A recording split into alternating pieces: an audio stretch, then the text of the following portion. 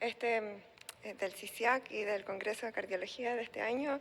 Es un honor estar acá y haber vuelto y ojalá poder contribuir en las imágenes en cardiopatías congénitas acá en este país. Yo tengo 15 minutos para hablar de algo bien importante, pero yo no voy a hablar de lo conocido del rol de resonancia magnética cardíaca en cardiopatías congénitas, que claramente lo habló el doctor Parra, y tampoco voy a tocar mucho en cuanto a lo nuevo de las técnicas que se están empleando, pero lo que sí quiero avanzar es cómo estas técnicas nuevas hoy en día o en estudios de investigación están siendo aplicadas en cardiopatías congénitas. Así que yo voy a tocar 3 temas. Uno de ellos es cómo evaluar la fibrosis miocárdica por resonancia, que es algo que últimamente, que los adultos nos llevan mucho por delante, pero en cardiopatías congénitas puede ser de mucha utilidad. La fibrosis miocárdica sabemos que es la vía fisiopatológica final común de un grupo heterogéneo de cardiopatías congénitas. Y la podemos dividir en 2 tipos: aquella fibrosis de reemplazo, fibrosis focal como una cicatriz debido a un insulto tardío, un insulto a miocitos como isquemia. Y esta es una fibrosis irreversible y es lo que nosotros detectamos con técnicas de realce tardío. En cambio, la fibrosis intersticial es por aumento del depósito del colágeno en la matriz extracelular y es una fibrosis más bien difusa y es una respuesta a condiciones de sobrecarga, ya sea de presión o de volumen, anormales en el miocardio, que nosotros vemos muy frecuentemente en nuestros pacientes. Entonces, el realce tardío puede ser útil tanto en Fallot para ver el grado de cicatriz alrededor de las zonas de parche o cicatrices en lugares fuera de los parches quirúrgicos, en hipoplasia de corazón izquierdo, como vemos en el caso de acá, para evaluar el miocardio en estos casos que hay fibrosis, fibrolastosis subendocárdica, y también vemos cicatrices incluso en las zonas de inserciones de sano, cosa que antes no veíamos con las técnicas iniciales de realce tardío, pero sí las estamos viendo con estas nuevas técnicas tridimensionales para evaluar bien cicatrices focales. Y también ventrículos derechos sistémicos, que no solo vemos cicatrices focales, sino más bien heterogéneas, epicárdicas o subendocárdicas, muy variables. Así que ha sido de utilidad el realce tardío, pero yo quiero hablar un poco de fibrosis intersticial, que es esta fibrosis difusa que nosotros no detectamos con realce tardío. Y para eso usamos estos T1, mapas T1, no sé si han escuchado, o volumen extracelular. Y básicamente el T1 es como el tiempo de relajación longitudinal del tejido. Sabemos que, como bien habló Rodrigo Parra, la resonancia es en base a pulsos de radiofrecuencia, en que estimulan protones y que se mueven de ciertos ejes. Y una vez que uno deja de hacer este pulso, estos protones tienden a volver a su estado basal. Y si uno mide ese tiempo de relajación y lo curva a lo largo del tiempo, uno obtiene mediciones de T1. Y esto reflejaría como los cambios en el intra y el extracelular. Y un mapa, así como un mapa simplemente es cada T1 representado dentro de cada voxel. El volumen extracelular, en cambio, es como un sustituto de la matriz extracelular. Refleja la extensión de la fibrosis miocárdica. Y esto es lo que ha sido validado con fracciones de volumen de colágeno. Entonces, esto sí, hay estudios en adultos que han visto en pacientes con transposiciones con ventrículos derechos sistémicos sometidos a switch atrial y que han evaluado estas técnicas en cuanto al pronóstico y los han comparado con controles sanos. Y ven que este volumen extracelular está aumentado en los pacientes con transposición con ventrículo derecho sistémico versus control y que se asocia a eventos clínicos adversos, eventos como mayor tiempo de hospitalización, mayor tasa de conexión a VAD, mayor tasa de trasplante y que muy importantemente se asocia a curvas de tasa de sobrevida mucho menor. Entonces estas nuevas técnicas que nosotros podemos evaluar con resonancia y caracterizarlas bien pueden en el fondo asociarse a eventos cardiovasculares importantes. En Fallot también han sido estudiados, estos son estudios grandes en Europa de adultos con Fallot y versus controles sanos, y han evaluado estas técnicas de T1, pre y post contraste y de Gadolin y realce tardío. Y también han visto que la cantidad de realce tardío se correlaciona con la fracción de eyección del ventrículo derecho, como vemos en este gráfico, y también la fracción de eyección del ventrículo izquierdo. Que el T1 nativo se relaciona con el grado de dilatación del ventrículo derecho y que ambos, realce tardío y T1 nativo, se correlacionan con arritmias ventriculares. Y eso es un dato importante porque las arritmias ventriculares es como el nuevo foco en Fallot. Y el nuevo foco que en realce tardío es ver este riesgo de taquicardias ventriculares y muerte súbita que sabemos que aumenta después de la cuarta década de vida. Y que la cicatriz del miocardio y años de sobrecarga de presión y volumen pueden llevar a mayor riesgo de arritmias ventriculares. Y esto genera remodelamiento electromecánico. Por otro lado, sabemos que la estimulación eléctrica programada es un predictor de mortalidad independiente de adultos reparados con Fallot. Y últimamente hay técnicas nuevas de usar resonancia tridimensional para no solo ver, sino también cuantificar la cantidad de realce tardío que puede detectar así mejor una cicatriz tanto del ventrículo derecho como del ventrículo izquierdo. Entonces, la idea es que la cantidad de realce tardío puede predecir una taquicardia ventricular inducible durante estimulación eléctrica programada. Y esto es lo nuevo, estos son estudios de Londres, son adultos con Fallot reparado y uno ve estas reconstrucciones como tridimensionales de realce tardío y ve que el 100% de los pacientes tuvieron realce positivo en los sitios de parche, pero también un porcentaje no menor, 45% también tuvieron realce tardío en áreas lejos de los sitios de quirúrgico. Y vieron que mayor cantidad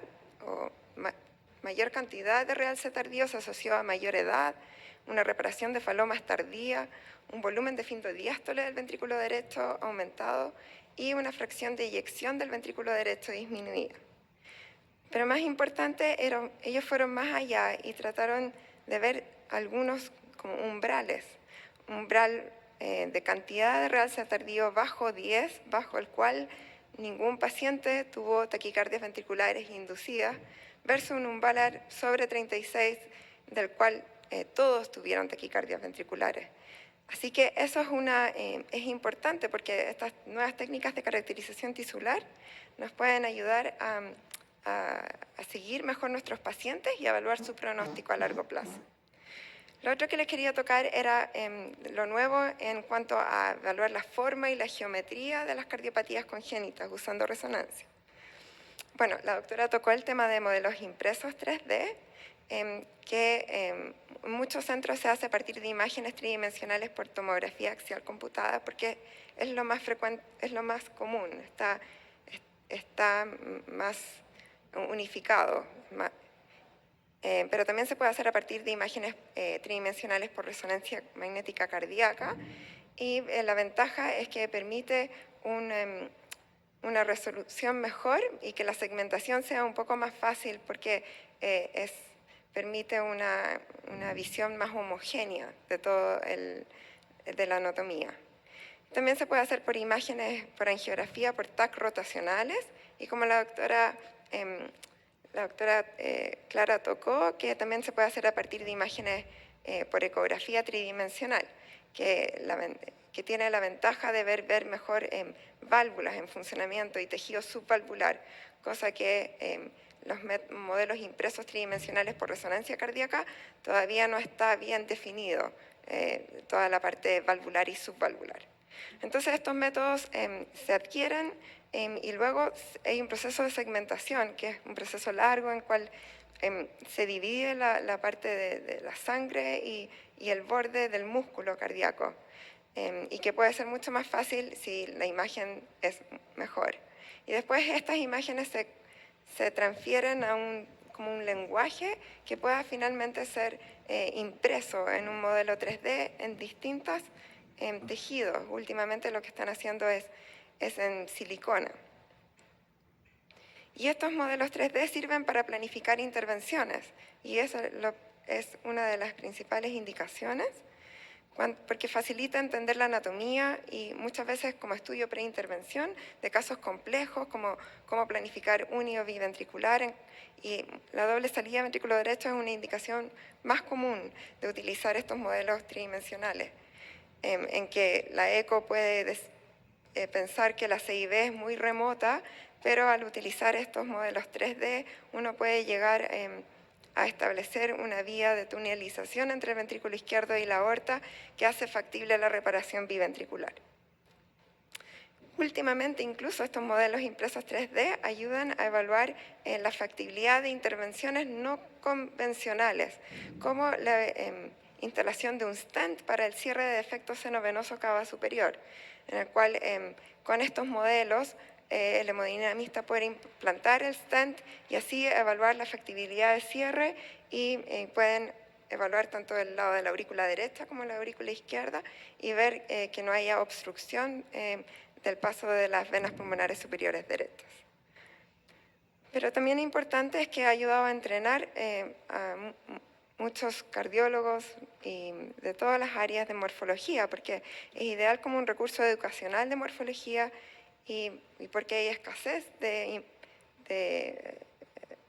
estructuras patológicas. Entonces esto ha servido para reproducir modelos y analizarlos en cualquier plano, y uno puede reproducir casi todas las variaciones de las cardiopatías y ayuda a entender mucho mejor la fisiopatología también.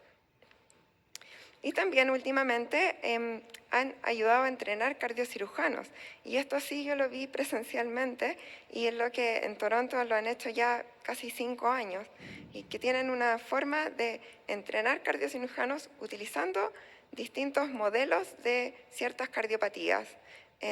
Ahora estos modelos son con silicona, entonces son mucho más fácil que los cirujanos puedan actuar sobre ellos y colocar parches o en el fondo entrenarse en ciertas patologías. Pero esto ha sido difícil de ver cuál es su impacto real en la cardiocirugía. Solo últimamente lograron validar estas herramientas de evaluación de entrenamiento, que claramente son específicas para cada procedimiento, y que en este caso fue como una operación de Norwood. Lo evaluaron inicialmente con 5 cirujanos y luego con 30 cirujanos de distintos centros, 2 intentos cada uno, y vieron que el 87% había una mejoría del puntaje técnico y una mejoría en cuanto a la cantidad de tiempo que se demoran en realizar la cirugía. Así que claramente esto igual tiene un impacto, aunque es muy difícil de medir, pero tiene un impacto en el uso en cardiopatías congénitas. El otro punto que quería tocar es las variaciones de la forma del ventrículo derecho y el ventrículo izquierdo, específicamente en fallos reparados, porque nosotros usamos muchas veces la resonancia para evaluar el volumen del ventrículo derecho, ¿cierto?, para la toma de decisiones. Pero últimamente se ha visto que más que el tamaño es la forma o el contorno ventricular lo que puede ser importante. Entonces hay estudios recientemente que evalúan estas variaciones de la forma ventricular y cómo se asocian a la cantidad de volumen regurgitación pulmonar.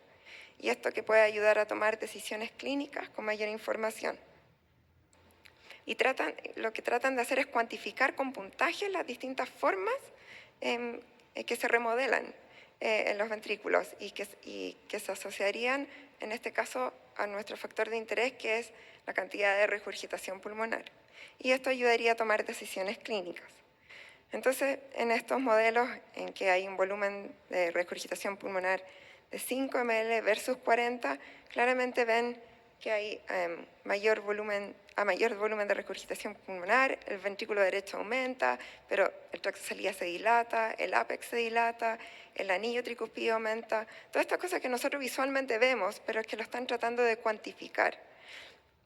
Y esto quizá, en el fondo, lo que quieran a futuro con estos atlas de Fallot en centros grandes, quieren evaluar si estos a lo largo del tiempo, si cambios de la forma de los ventrículos puede ayudar en el fondo a intervenir más precozmente.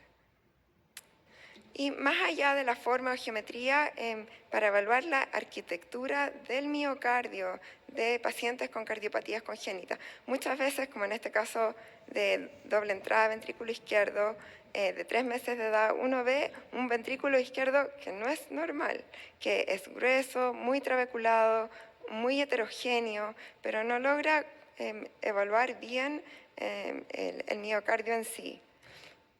Les cuento que hay técnicas actualmente que están solo en investigación, pero quizás a futuro pueden ayudar a entender la orientación de imagen de las fibras por imágenes de difusión.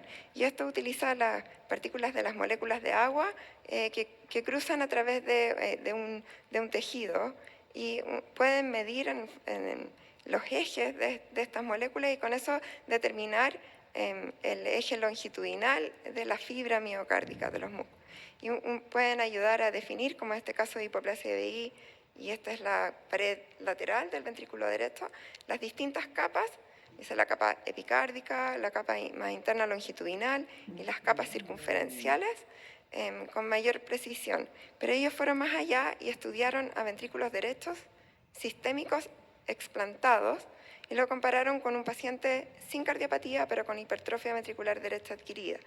Así que estos son pacientes de ventrículo derecho sistémico, como los habituales que vemos nosotros: hipoplasia corazón izquierdo, doble entrada de ventrículo derecho, transposición corregida, grandes arterias, versus este sin cardiopatía, pero con hipertrofia ventricular derecha adquirida. Y evaluaron con estas técnicas de difusión de resonancia cómo se comportan las distintas capas del miocardio y ven que en este caso sin cardiopatía es mucho más homogéneo, toda la orientación de las fibras, versus en los pacientes con ventrículo derecho sistémicos hay clara desorganización, es mucho más heterogéneo, hay aparición de vórtices que en el ventrículo sin cardiopatía no hay.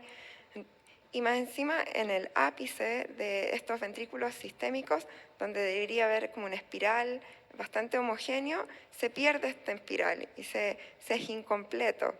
Y bien, no sabemos bien para qué sirve esto, pero esto puede ayudar más adelante a evaluar un poquito con mejor detalle estos pacientes, porque esto puede estar relacionado con disfunción ventricular y con aparición de arritmias. Y el tercer punto que les quería tocar es lo que se ha hablado últimamente, que es el uso de 4D Flow, pero específicamente en cardiopatías congénitas.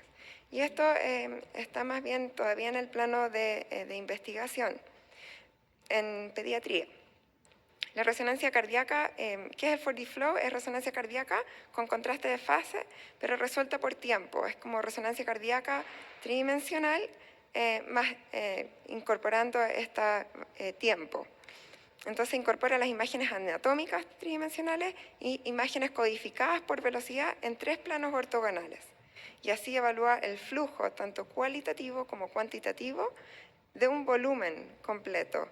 Y puede evaluar y cuantificar parámetros hemodinámicos asociados a alteraciones de flujo. Y esto probablemente va a ser muy importante en nuestros pacientes con cardiopatías congénitas. Ahora, en niños, esto es lo último que ha sido probado, Stanford, para evaluar 4D Flow, para cuantificar insuficiencia de las válvulas AV, porque nosotros tenemos métodos por resonancia para cuantificarlo, métodos usando contraste de fase, que han sido muy validados y son muy importantes, pero cuando hay insuficiencias, doble insuficiencia, insuficiencia pulmonar, insuficiencia tricuspida, es un poco más difícil de cuantificarlo. Y estas nuevas técnicas usando 4D Flow han sido efectivas y confiables en cuantificar regurgitación de válvulas AV en pacientes, en niños con cardiopatías congénitas, y podría en un futuro ser de bastante utilidad. Pero más allá, 4D Flow ha sido bastante estudiado en el arco aórtico y yo solo traje algunas referencias en cuanto a cardiopatía, como el uso en transposición post-switch arterial. en que sabemos que la dilatación de la raíz aórtica es la complicación conocida y que la curvatura y la angulación se correlacionan con la dilatación, pero no es suficiente como para explicar y predecir la dilatación aórtica. Entonces hay una hipótesis de que la evaluación hemodinámica del flujo podría ayudar a entender la progresión de la dilatación de la aorta. Y estos son estudios por Julio Sotelo, que es parte del núcleo Milenio acá, y grupo de italianos, en que evaluaron pacientes con transposición y los compararon con 8 pacientes normales, y a través de técnicas de 4D Flow llegaron a estas mallas, y estas mallas tridimensionales que luego fueron codificadas por velocidades, y a través de un montón de ecuaciones que yo no logro comprender, llegaron a como 18, evaluaron 18 distintos parámetros hemodinámicos. Y querían ver cuál de estos parámetros hemodinámicos podía asociarse a dilatación de la aorta ascendente. Y evaluaron 6 diferentes regiones de la raíz aórtica y la aorta ascendente. ¿Y por qué 6 distintas? Porque tenían la intuición de que probablemente esto era una dilatación bastante heterogénea. Hay zonas de la raíz aórtica que se dilatan más que otras. Y evaluaron de todos los parámetros, aquellos relacionados con turbulencia y oblicuidad se correlacionaron con el diámetro de la raíz aórtica y de la curvatura aórtica, como es el que se muestra acá. Y más específicamente, el wall shear stress, que es la tensión de corte circunferencial, que es una medida de la tensión que genera el fluido cuando pasa a través de una pared en un paciente normal versus un paciente post-switch arterial. Claramente se ve una diferencia, y también que esta distribución de fuerzas es distinta entre distintos segmentos, o sea, no es homogénea, pero todavía está por verse la utilidad clínica de esto. En investigación también está el uso de 4D Flow en arterias pulmonares post-switch arterial, en que ven estas alteraciones del flujo y la presencia de aparición de vórtices en las arterias pulmonares en pacientes, como este caso clínico, asintomáticos, sanos, sin estenosis pulmonar, con flujo simétrico en ambos pulmones. Y ven que esta asociación de vórtices se asocia al aumento de la pérdida de energía, que es como una medida cuantitativa de la energía mecánica, que es pérdida de energía térmica. Y esto puede deberse a fuerzas de fricción entre los fluidos y la sangre, y estas técnicas, en el fondo, quizás más adelante podrían ayudar a comprender mejor la hemodinamia compleja en pacientes post-switch arterial. También están en estudios de investigaciones el uso de 4D Flow en arterias pulmonares post-reparación de Fallot con insuficiencias pulmonares, tratando de evaluar el impacto y la evaluación de distintos parámetros hemodinámicos, como la tensión de corte, vorticidad, pérdida de energía y energía cinética, y tratar de correlacionarlos con la función del ventrículo derecho. Pero más allá, hay estudios últimamente en adultos con coartación en que han ido más allá y han tratado de evaluar esto y ver su asociación con la capacidad de ejercicio. Como hipótesis, teniendo en cuenta de que si el 4D Flow puede predecir a aquellos que tienen intolerancia en ejercicio en aquellos con coartación aórtica. Y estudiaron 15 adultos, coartaciones aórticas reparadas de distintas formas. Tomaron imágenes en vivo de resonancia, le hicieron test de consumo de oxígeno y hicieron modelos in vitro con estos modelos por la resonancia colocada en circuitos circulatorios simulados en condiciones de reposo y como ejercicio, o sea, con un gasto cardíaco normal versus aumentado. Y hicieron toda esta resonancia y adquisición de 4D Flow para después análisis offline. Y quisieron evaluar todos estos parámetros en reposo y en ejercicio. No se mareen mucho, pero esta es la dimensión de la aorta ascendente, partió por la aorta descendente, y esta es la tensión de corte en la aorta ascendente. Y vieron que los pacientes que tenían una mayor tensión de corte en la aorta ascendente eran pacientes que tenían un arco aórtico más pequeño de la aorta ascendente y más grande de la aorta descendente. Y al revés, aquellos que tenían una tensión de corte más aumentada en la aorta descendente eran pacientes que tenían aortas descendentes muy pequeñas. Y evaluando esto con consumo de oxígeno, se dieron cuenta que aquellos que tenían mayor tensión en la aorta ascendente eran aquellos que tenían mejor consumo de oxígeno, versus al revés, aquellos que tenían mayor tensión en la aorta descendente tenían menor consumo de oxígeno. Y estos parámetros, estas geometrías en reposo y en ejercicio, con consumo de oxígeno más alto, se dieron cuenta que la geometría en que tenía diámetros de la aorta ascendente más pequeños y la aorta descendente mayor se correlacionaban con mayor consumo de oxígeno. Así que los cambios en patrones de flujo con aumento de débito cardíaco se correlacionan con capacidad de ejercicio. Esto, que mayor turbulencia en la aorta descendente en ejercicio predice menor capacidad y que esto se asocia a aortas ascendentes más pequeñas y descendentes más grandes. Entonces, estos cambios de hemodinámicos probablemente son secundarios a la geometría del arco, right? Pero lo importante es que esto podría predecir la capacidad de ejercicio en pacientes postoperados de coartación en este caso, pero podría también ayudar en el diseño del arco aórtico más eficiente y personalizado. Y yo creo que a eso va el futuro de FortiFlow en pacientes con cardiopatías congénitas, que yo creo que en la práctica clínica, pero más importantemente en la parte de desarrollo de nuevas técnicas quirúrgicas que quizá pueden favorecer un cambio en la geometría en pacientes con ventrículo único, biventricular, que finalmente podemos ganar en cuanto a pronóstico.